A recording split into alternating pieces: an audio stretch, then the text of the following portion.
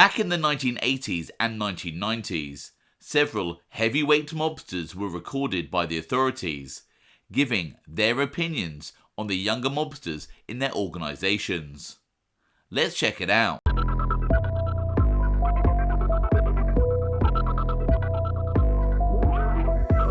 I'm James Gladwish and welcome to OC Shorts, bringing you detailed historical snapshots of the American Mafia and other organised crime. Feel free to subscribe if you like that sort of thing. Today, we are going to take a look at the views of some powerful gangsters on the mobsters who served beneath them. Anthony Tony Ducks Corallo was the boss of the Lucchese crime family from around 1973 until around late 1986. In his early criminal career, he was a favourite of family boss Tommy Lucchese. Sources often state that Anthony Corallo was Tommy Lucchese's first choice to succeed him as boss. However, when Lucchese died in 1967, Tony Ducks Corallo had legal issues. He would eventually become boss and take control of the family a few years later in the early 1970s. In the early 1980s, Tony Ducks Corallo was recorded by the authorities giving his opinion on the members and associates of his crime family who were flaunting the Commission's ban on dealing narcotics.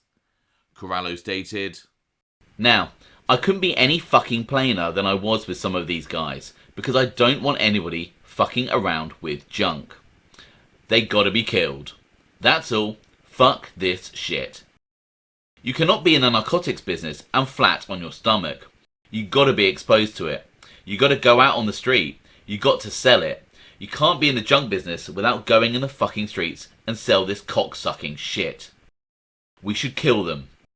We should have some examples. Alright? Alright?" And for those who prefer to hear the original audio, I wouldn't be any fucking plainer than I was with some of these guys, because I don't want nobody coming to them. Because they're fucking around with anybody fucking around with junkies. They gotta get killed. That's all. Fuck this shit. You cannot be in a narcotic business and put on your fucking stomach. And then part of the time that you gotta be exposed to it. You gotta go out in the street. You got to sell it. You can't be in the drug business without going in the fucking street and sell this cocksucking shit. We should kill them. We should have some examples. Alright? longtime Gambino crime family underboss Aniello Dellacroce was a man greatly respected and feared in the New York Mafia. Dellacroce, or Dellacroce, depending on which pronunciation you prefer, had been Carlo Gambino's underboss in the mid-1960s. After Gambino passed away in 1976, Dellacroce would remain in the position of family underboss to Gambino's successor, Paul Castellano. In the 1980s, Dellacroce was recorded delivering a damning verdict on the state of the American Mafia as he saw it. Dellacroce stated, "If this was like 20 years ago, yous would have found yourselves in some hole someplace." Dellacroce continued, "Things change now because there's too much conflict. People do whatever they feel like. They don't train their people no more. There's no more respect. If you can't be sincere, you can't be honest with your friends, then forget about it. You got nothing." Paul Castellano's reign as boss of the Gambino crime family is often unfairly derided. Under his tenure, the Gambino family was very profitable and successful. People often state that Aniello Dellacroce should have been made boss in 1976 after Carlo Gambino died. However, as I've covered in a previous video, Paul Castellano had actually been serving as acting boss of the family since the late 1960s. And in reality, in the eyes of Carlo Gambino, Aniello Dellacroce was never really in the running to become his successor. Gambino boss Paul Castellano was a man who was often labelled a racketeer rather than a gangster like John Gotti. And when we look at the conversation he had with veteran mobster Joseph Piney Armone, we see that there appears to be some logic to his measured approach when it comes to deciding whether to kill a man or not. Look, when we sit down to clip a guy, we have to remember what's at stake here. There's some hazards. Guys forget that. They get a guy behind in his big payments, they get a hard on about it.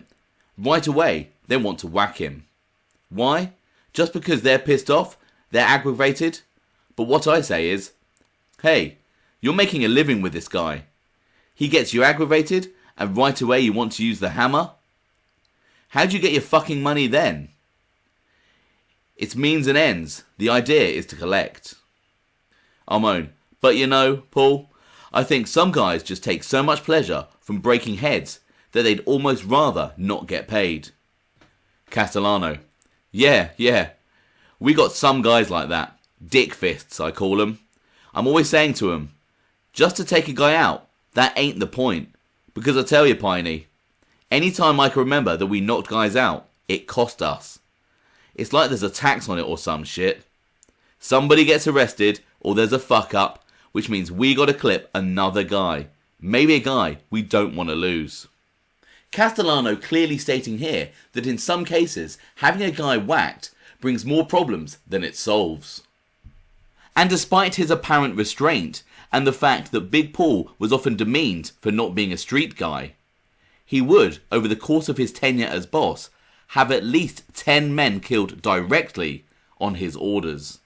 John Gotti was a mob boss who often splits opinion. Some people often state that he was a breath of fresh air for the American Mafia, whereas others feel that Gotti's public persona and flashy ways had a negative impact on the American mob. John Gotti was sentenced to life in prison in the early 1990s. Imprisoned Gambino family boss John Gotti was being visited by his daughter and one of his brothers. Gotti was reviewing an indictment that his son John Gotti Jr. was named in. When looking down the list of his son's co-defendants, Gotti was shocked by one of the nicknames that he sees. It was then that the Dapper Don went on one of his famous rants. This is stupidity down the line. I can't even identify two people in the indictment. The Sea Monster, Sigmund the Sea Monster. I'm not away 100 years. I'm only away 7 years. Where do these creatures emerge from? Sigmund the Sea Monster?